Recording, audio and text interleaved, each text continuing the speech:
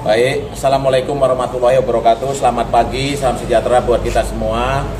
Pada pagi hari tadi dengan rapat terbatas atau coffee morning juga, pemerintah daerah, Bupati yang memimpin langsung bersama jajaran Forkominda, Pak Kajari, Pak Dandim, Pak Kapolres, ya, sekaligus OPD terkait dan jajaran unsur pimpinan pemerintah daerah melaksanakan rapat terbatas untuk menyikapi adanya wabah COVID-19, bahwa kita sampaikan pemerintah daerah pada pagi hari ini melalui rapat terbatas memutuskan menetapkan kesiapsiagaan untuk mencegah COVID-19 ke wilayah Kabupaten Bengkulu Utara dengan menetapkan satu,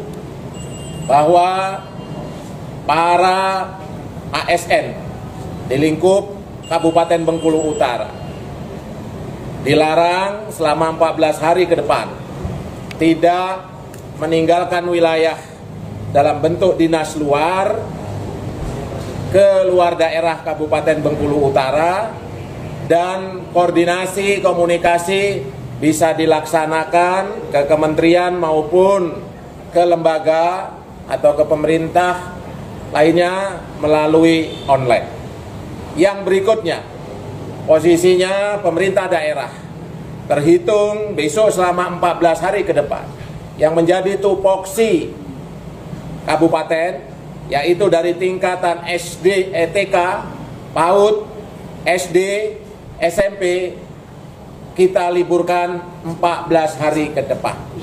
Dan untuk jenjang SMA, madrasah, aliyah maupun sanawiyah, kita tetap berkoordinasi dan memberikan himbauan kepada Bapak Gubernur agar juga serentak untuk diliburkan.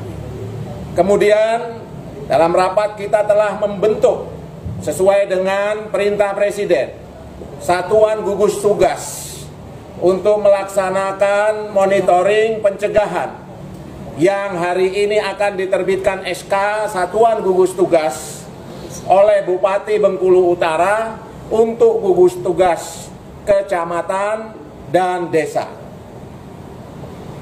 Sebagai ketua gugus tugas, Bupati menugaskan sekretariat daerah, yaitu Bapak Sekda, dan sekretarisnya adalah Kepala BPBD, dibantu oleh para asisten, dan pengarah adalah segenap Forkominda Kabupaten Bengkulu Utara, termasuk juga Ketua DPRD Kabupaten Bengkulu Utara.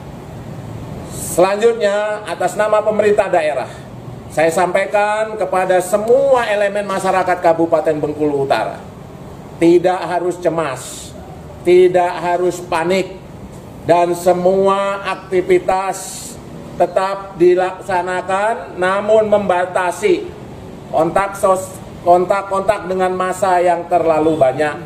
Dan telah kita perintahkan posisinya pada para camat dan kepala desa untuk menginventarisir warganya yang baru melaksanakan kunjungan, apalagi ke luar negeri maupun daerah yang telah terjadi suspek. Nah, selanjutnya kegiatan pemerintahan dari tataran kabupaten sampai ke bawah tetap berjalan normal seperti biasa. Saya penting menyampaikan kepada segenap masyarakat Bengkulu Utara bahwa negara harus hadir di tengah-tengah permasalahan yang harus dihadapi.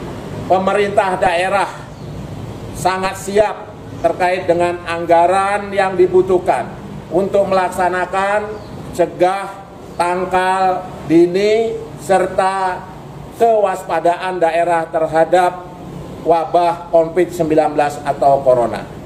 Dan pada hari ini juga kita arahkan semua camat berkoordinasi dengan Kapolsek dan Ramil dan puskesmas atau tenaga medis yang ada di kecamatan untuk melaksanakan rapat membentuk satuan tugas kecamatan atas SK Bupati untuk satuan tugas kecamatan maupun desa.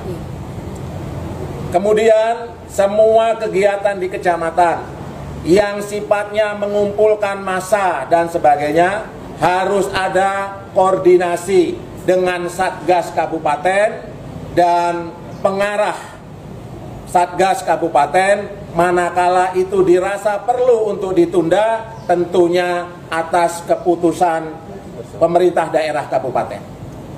Berikutnya, kita sampaikan kepada semua elemen masyarakat Kabupaten Bengkulu Utara untuk tidak mempercayai berita-berita hoaks tentang penangkal atau mencegah atau yang mengobati dan sebagainya.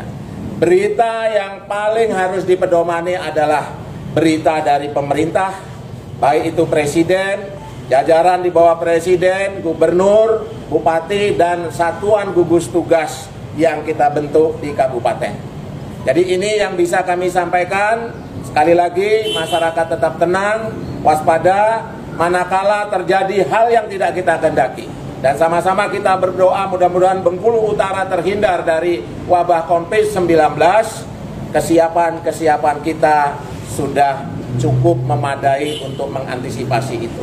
Saya ucapkan terima kasih kepada Pak Kajari, Pak Dandim, Pak Kapolres yang berkolaborasi dengan pemerintah untuk sama-sama membuat masyarakat tenang, tetapi semua tercegah dan tertangkal dengan dini.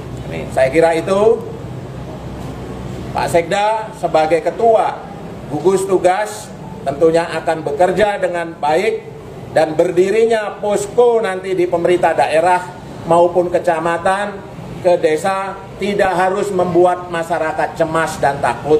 Posko itu sebagai jalur informasi agar cepat kita tangkap manakala terjadi hal yang tidak kita inginkan.